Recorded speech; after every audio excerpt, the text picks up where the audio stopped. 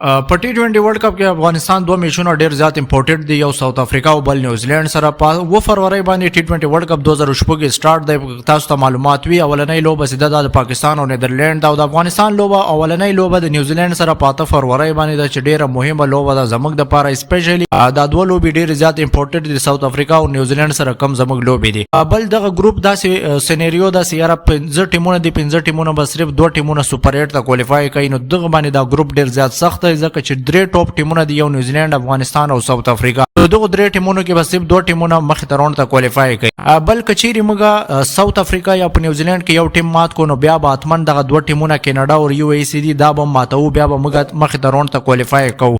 نو ډېری مهمه دي دا دوه لوبې د نیوزیلند او ساوث افریقا سره. سي اولنې لوبه نیوزیلند سره په 8 فروری باندې دا دویمه لوبه له ساوث افریقا سره په 11 فروری باندې دا. نیوزیلند موږ مخکې مات کړی 2024 ورلد کپ کې موږ مات کړی او کچيري د افغانستان کرکټ ټیم له یو پلانینګ سره لاړ شي، پلانینګ سره گیم ته لاړ شي، نو بیا موږ دا ټیم ماتولای شو.